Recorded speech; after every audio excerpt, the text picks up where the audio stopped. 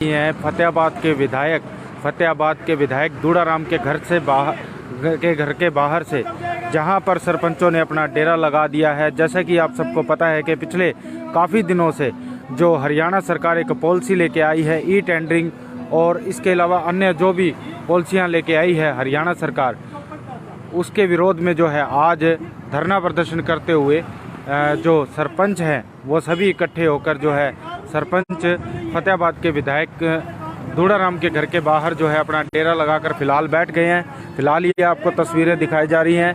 जैसे कि सरकार का कहना है कि जीरो टॉलरेंस की बात को करते हुए सरकार जो है भ्रष्टाचार को ख़त्म करने की बात कर रही है, और ये कह रही है कि जो ई टेंडरिंग हम लेके आए हैं उससे सरपंचों की पावर ख़त्म नहीं कर रहे हैं, कम नहीं कर रहे। सरपंच तो जो है एक गांव का प्रतिनिधि है, और गांव के विकास के लिए जो है हम लोग ये इस तरह की योजना लेकर आए हैं। फिलहाल आप देख सकते हो फतेहाबाद विधायक के घर के बाहर जो है सरपंच पहुंचे हैं और बातचीत कर रहे हैं और अपने यहाँ पर प्रदर्शन करते हुए। ये देखिए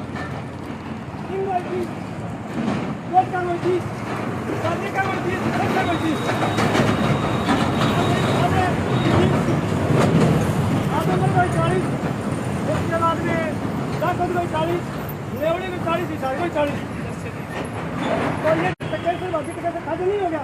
भाई गरीब आदमी मुंबई थोड़ी जाता है, हम तो हिसार तक जाएंगे। जैसे नेवली आदमी काम करना मजदूर कहाँ जाता है, हिसार जाता है। ऐसे ही बाजे का आदमी सर से जाए बोले ले 23 तो वो चढ़ा कोई कोनी ना। जैसे मेवाला आदमी छुट्टा ही आ रहा है ना, तो वो चढ़े ही कोनी। फिर 40-40 रुपया में क्यों चढ़ेगा जब साथ ही कोई चढ़ा कोनी नहीं, तो बोले स्टेशन की जरूरत है, स्टेशन समाप्त। तो ये बड़े आदमियों के लिए सब कुछ कर रहे हैं। ये बड़े आदमी जो है ना, जो बम्बई जानो, हिसार जानो, कलकत्ता बाहर छूट दिया तो रेल तो महंगी होगी सारी, इसी प्रकार से बसों में करेगा। और साथ में ये जो भाई सब बना रहे हैं, तो एक बात जो दिन के दिन आज मेरे ध्यान में आई वह और बता दी ताकि आई में आनी चाहिए भाई सब पक्के में। और ये लाइव चल रहा है, लाइव चल लोग देख रहे हैं। RS के बारे में बता दूं कि मैं 10 से 8 में था, तो मैं कई दिन 2-3 महीना आगे शाखा में कभी खेल। फिर उन्होंने कहा अभी आगे एक दिन आदमपुर जाना है, बड़ी समागम होएगा वहाँ। जैसे किया तो मैंने क्या 2 शब्द बोलेंगे, जो बोलने आए तो वो बोलने की कोशिश करे, तो मैं थोड़ा सा बोलती बात बिठा दी, बोली कौन बोलना कल बोलना को आ गए। तो इनकी जो गलत बात है ना उसके बारे में मैंने अब सुबह से मैंने देखा कि RSS की ड्रेस बारे में कि आदमी का डील डोल, आदमी की पहचान उसकी ड्रेस से भी होती है। इनकी ड्रेस है कच्चे वाली है ना। जब मैंने सोचा ड्रेस कच्चे वाली क्यों है, कच्चे वाली नहीं हुआ है कि जगह नंग धड़ंग मलंग हुआ है, घर में कच्चे नहीं रहे, कोई पूरे कपड़े नहीं पहनता। कोई आदमी कपड़े नहीं है ना, वो कोई भी आदमी कपड़े पूरे नहीं पहनता, वो कच्चा भी रहता है। इसलिए भी कच्चा ही ड्रेस रखे, क्योंकि हम तो अगर कच्चे में ना, हम अगर बाई चांस अगर कच्चे में नहान घर से बाहर आ जाए, कच्चा पहन कर कोई बाहर पेंट पहन लेंगे ना, कोई घर का धमकावे कि शर्म नहीं आती तेरे को, आने कोई धमकानी है को तो और तुम कच्चा नहीं फिरेगा। तो ये चाहे सारा आदमियों का नुकसान पहुँचाते रहे। और इसके बाद में जैसे है ना, इनके जो किसी भी बात को देखे जाए ना, तो ये सब जगह गलती पर करते हैं, लोगों में लूटने का काम करते हैं। और ये क्या कर रहे हैं, ये कह रहे हैं चोर करेंगे सरपंच। तो आपने पता है कि चोर की दाढ़ी में तिनका होता है, चोर की दाढ़ी में तिनके हाथ नहीं है ना। वो सोचे जो चोरी करता है ना उसको दूसरे चोर दिखाई देते हैं, क्योंकि ये माल खाने की चोरी कर रहे थे। सोचो चोरी सारी हमने ही करनी है, और उन्होंने उसको समझा तुम कोई गारंटी को दो ना, कभी मैं चोरी कौन करा, सारा वाला चोरी।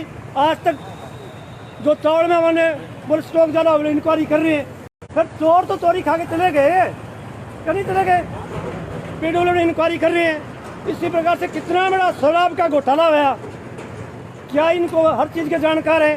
जब सारी चीज़ बंद थी, शराब बंद नहीं थी, मोबाइलों पर शराब फटाफट सप्लाई चल रही थी, जैसे एकदम एक ही चीज़ चल रही शराब। और कितनी पकड़ी गई, अवैध शराब कितनी पकड़ी गई, अब कहते वहाँ गई करे चोरी हो गई। अवैध शराब जो थी उसका पता नहीं कहाँ गई। फिलहाल फतेहाबाद के सभी गांव के सरपंच जो है यहाँ पर मौजूद हैं, और फतेहाबाद के विधायक दूड़ाराम के घर के बाहर जो है इन्होंने अपना धरना प्रदर्शन जारी कर दिया है। और जैसा कि ई टेंडरिंग का जो है राइट टू रिकॉल और ई टेंडरिंग का जो है लगातार विरोध करते आपको ये नज़र आएंगे। और पहले भी हमने अपने चैनल के माध्यम से जो है आपको तस्वीरें दिखाई हैं। और फिलहाल बातचीत करेंगे कि आखिर क्या मामला है। सरकार कह रही है कि भ्रष्टाचार खत्म होगा ई टेंडरिंग से, और सरपंच जो है विरोध कर रहे हैं, नवनिर्वाचित सरपंच हैं। और आखिर बात क्या है, बातचीत करेंगे। जब उसको सरपंच को बनाया, ये महिलाओं को आपसे मेरा एक सवाल है। हाँ जी। सरकार कह रही है कि ना हम भ्रष्टाचार खत्म कर रहे हैं, ऑनलाइन करके सब कुछ। क्या कहना चाहोगे? भ्रष्टाचार तो नीति से खत्म है, ऑनलाइन करने से भ्रष्टाचार समाप्त नहीं होएगा, क्योंकि ऑनलाइन में सिर्फ एक कागजी कार्रवाई ऑनलाइन होती है। भ्रष्टाचार तो जो मौके पर काम करते हैं उनको देखना पड़ेगा।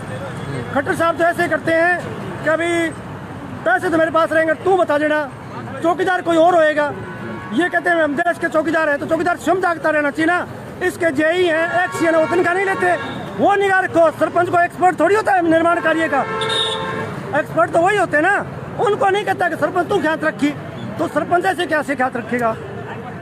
पंचायत मंत्री है, उनका ये कहना है कि आपको जनता ने चुना है जनता का विकास कराने के लिए, गांव का काम कराने के लिए। आप लोग शांतिपूर्ण काम करें, आपसी भाईचारे से काम करें, भ्रष्टाचार खत्म होगा, गांव का विकास होगा।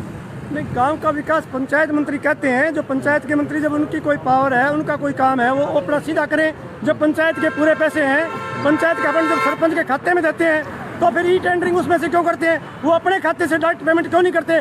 क्योंकि वो चाहते हैं कि हम खाएं और हमारा नाम ना हो। वो तो कह रहे हैं चंडीगढ़ जाने का, फाइल चंडीगढ़ भेजने का खेल ही खत्म हो गया। नहीं, चंडीगढ़ तो ना भेजो, अब ऑनलाइन से तो कागज चले जाते हैं ना चंडीगढ़ के। अब दुनिया के कागज 1 मिनट में आ जाते हैं ऑनलाइन। चंडीगढ़ जाना इसलिए नहीं पड़ता कि टेक्निक आ गई। लेकिन ये जब पंचायत के सरपंच के खाते में पैसे जाएंगे, पंचायत का नाम होगा, तो सरपंच ही उसके ई टेंडरिंग करेगा, सरपंच ही जिम्मेदारी से पैसा खर्च करेगा ना। वरना वो उसके खाते में देते क्यों है? उनको देना नहीं चाहिए पैसा, उनको अपने खाते में रखना चाहिए, सीधी डायरेक्ट पेमेंट करनी चाहिए। तो दूसरे का नाम करके, और वो उसमें ज़्यादा भ्रष्टाचार ही पैदा होगा। अच्छा, ई टेंडरिंग से क्या दिक्कत है आपको? सभी लोग टेंडर ले सकते हैं, एक ठेकेदार ही नहीं।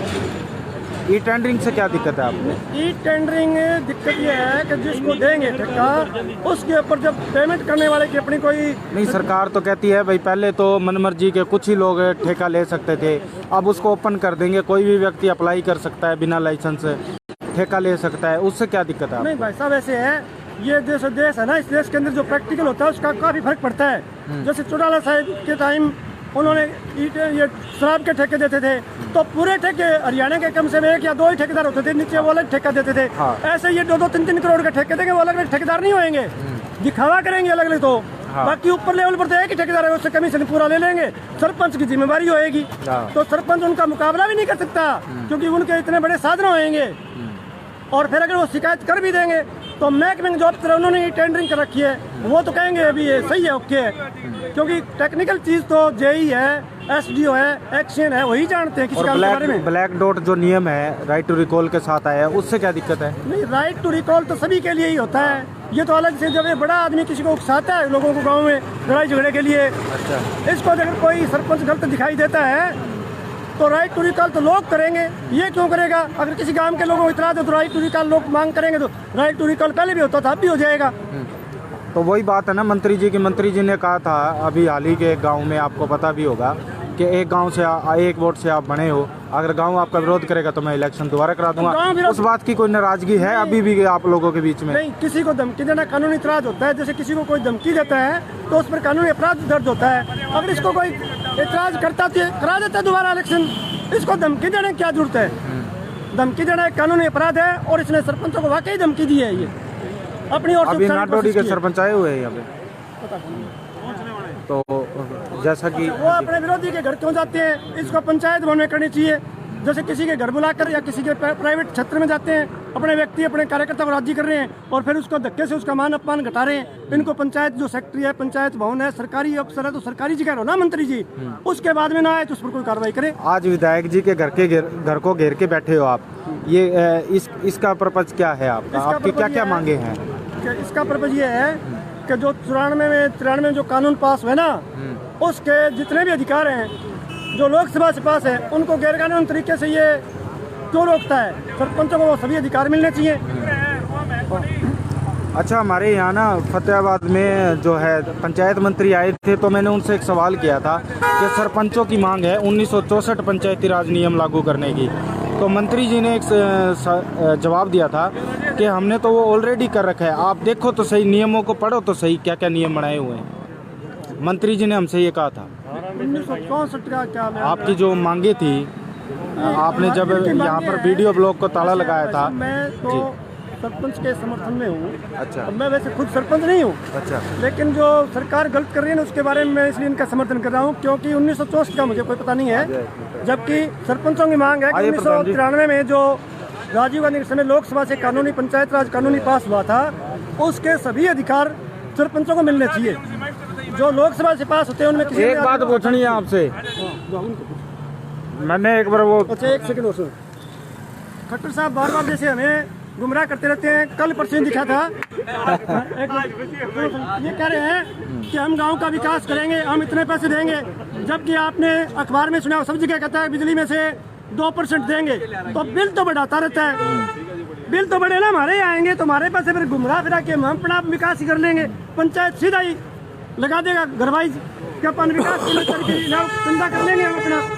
जब हर चीज में बिल बढ़ाता है। आज के चलिए, आप सरपंचों के नहीं, आपके बिल में देखें, आज के भी है कि पानी के बिल भी बढ़ेंगे। हम मांग थी पानी फ्री। क्या नाम है और कौन सा गांव है? मेरा नाम है राजेंद्र प्रसाद और मैं भट्टू कला से हूँ और हेडमास्टर पोस्ट से रिटायर हुआ हूँ। और मैं इनको बता देना चाहता हूँ कि इन्होंने 2 साल धन्यवाद जी। तो ये भट्टू कला से किस समर्थन में आए हैं? हाँ जी, नमस्कार जी। 2 सवाल हैं जी आपसे जी। पहला सवाल तो ये है, सरकार कह रही है कि जो राइट टू रिकॉल है और जितना भी ऑनलाइन सिस्टम है, जितने भी आपके पैसे जो हम आपको बजट दे रहे हैं, उसमें कोई जो है कटौती नहीं की गई है। भ्रष्टाचार को खत्म करने के लिए ये जो सब किया जा रहा है। आप जो ऑनलाइन की बात कर रहे हो उस पर क्या देना चाह रहा हूँ। ऑनलाइन में ये डिजिटलाइजेशन लेके आ रही है जी। और सबसे दुर्भाग्यपूर्ण बात ये है कि भारत का डिजिटल इंटरनेट स्पीड के मामले में भारत 118वें स्थान पर है। दूसरी बात आप कह रहे हो इससे भ्रष्टाचार नहीं होगा, तो भ्रष्टाचार नहीं होगा तो इन्होंने 2 साल के अंदर जो काम किए उनके भ्रष्टाचार हर एक गांव में कोई सानी नहीं, किसी से सानी नहीं है। वो दिखा देंगे किस हिसाब से इन्होंने बिल्डिंगों का निर्माण किया है, वो भी ई टेंडरिंग से होता था। ई टेंडरिंग से फायदा किस हिसाब से हो सकता है, ये हमें एक बार ये बता दे। मैनिफेस्टो जारी कर दे भी ई टेंडरिंग से इस हिसाब से फायदा होगा। हम ई टेंडरिंग के लिए हम लोग राजी है, पर हम ई टेंडरिंग से इसलिए राजी है अगर 2 लाख वाला काम ये 2 लाख से बढ़ाकर दे तो हम ई टेंडरिंग पे राजी है। ये 2 लाख वाला काम घटाकर दे रहे हैं तो ई टेंडरिंग से हमारा पैसा खाने का काम किया जा रहा है। तो क्योंकि ठेकेदार कंपटीशन में लेके आएगा और कंपटीशन में कम लेके आएगा। अगर ये 4 लाख का काम 7 लाख में देते हैं तो हमें फायदा है, हम 7 लाख रुपए लगवाने का काम करेंगे गाँव में। अच्छा, इस बात में ना सरकार ये भी कह रहे हैं, पहले चुने हुए लोग, कुछ ही लोग होते थे जो ठेका ले लेते थे, अब जो है हर आदमी ना आम आदमी भी अप्लाई कर सकता है टेंडरिंग के थ्रू। आपके जनरल नॉलेज के लिए मेरी जनरल नॉलेज ठीक है जी, मैंने मंत्री जी से भी ये बात करी है। मैंने 2-3 जो आपकी मांगे हैं जी। जिसके पास market committee PWD and B&R का जो लाइसेंस है ना, उसके आधार से कोई भी आदमी ठेका ले सकता है। उसके लिए हमें लाइसेंस की जरूरत पड़ेगी। कोई चुनिंदा आदमियों का इसमें पहले विशेष सरकार कह रही है हमने लाइसेंस वाला खेल ही खत्म कर दिया ना। लाइसेंस जरूरी है सर। अच्छा, दूसरी बात, मंत्री जी आए थे यहाँ पे। मंत्री जी ने आपकी मांगों को लेकर, आपका एक मांग थी कि 1964 का जो आपका नियम है पंचायती राज, वो सरकार लागू क्यों नहीं करती? 1994 का नियम, 94 का। ये हमने उनसे पूछी, जब उन्होंने एक जवाब दिया कि ऑलरेडी वही नियम चल रहा है भाई, और कौन सा चल रहा है, आप पढ़ो तो सही नियम। वो तो नियम नहीं, उन्होंने ये बात, वो नियम नहीं चल रहा। 1993 का संशोधन में हमारे ऊपर DC अपॉइंट नहीं था। 1994 के अंदर हमारे ऊपर DC अपॉइंट कर दिया था। अगर सरपंच कुछ गलत काम करता है तो DC द्वारा उसको हटाया जा सकता है। माननीय मंत्री द्वारा जो इस संदर्भ में जो बातें आपसे हुई है या आपको जो बात कही है, मैं माननीय मंत्री को आपके माध्यम से अगर अगली बार आप मिलो तो ये सवाल भी पूछ लेना। ई टेंडरिंग से, ई टेंडरिंग में अगर कोई ठेकेदार काम लेके आएगा तो वो अपना काम या अपना एस्टीमेट, अपनी MB, अपनी पेमेंट किससे पास करवाएगा? वही JE, वही एक्शन, वही SDO, उन्हीं से पास करवाएगा। तो वही काम सरपंच करता है, तो ये बीच में चौथा आदमी लाने की जरूरत क्या है? अगर सरपंचों के ऊपर इनको शक है तो पहले अगर सरपंच काम करवाता है ना तो उसकी भी उसका निरीक्षण एक्शन DDPO, BDPO और JE सेक्रेटरी द्वारा होता है और इसका भी उसके द्वारा होगा। तो मतलब इसमें पारदर्शिता कहाँ से आई? आज विधायक जी के घर के बाहर बैठे हो। विधायक जी जब तक हमारी विधानसभा में इस संदर्भ में हमारी बात नहीं रखते विधानसभा पटल पर और विधानसभा में हमारी मांग नहीं उठाते, तब तक हम लोग इनके विरोध में रहेंगे और यहीं पर अनिश्चितकालीन धरना जारी रहेगा। ठीक है। तो फिलहाल ये तस्वीरें आपको दिखाई जा रही थी भट्टू रोड से। भट्टू रोड पे फतेहाबाद के एमएलए दूड़ाराम के घर के बाहर जो है सरपंच जो आकर अपना हल्ला बोल कर रहे हैं, अपना प्रदर्शन कर रहे हैं। फिलहाल 2-3 सवाल जैसे कि मैंने इनसे किए कि ई टेंडरिंग से आपको क्या दिक्कत है, तो इन्होंने बताया कि ई टेंडरिंग में जो है हमें दिक्कत ही दिक्कत है। अगर सरकार सोच रही है कि हम जो है अगर किसी तरह का कोई घपला करते हैं या किसी और तरह का करते हैं तो उसका और भी कोई रास्ता हो सकता है। और इसके अलावा जब ओपन ठेके की बात की गई और एक मंत्री जी के जवाब का इनसे जवाब मांगा गया तो उस पर भी जो है इन्होंने अपनी राय प्रतिक्रिया दी है। हाँ जी, जैसे खट्टर साहब ने परसों रात को इंटरव्यू दिया था। इधर आ जाओ। हाँ जी, खट्टर साहब ने परसों हमारे माननीय सीएम साहब ने रात को इंटरव्यू दिया था। उस इंटरव्यू में उन्होंने बताया कि भी हमारे पास कर्ज जो है ना झूठे आंकड़े हैं और कर्ज ज़्यादा नहीं बढ़े है। उन्होंने बताया जी हमारी जीडीपी जो बताया कि हमारी इनकम बहुत बढ़ गई, उस हिसाब से हमने कर्ज 3% का ले रखा है।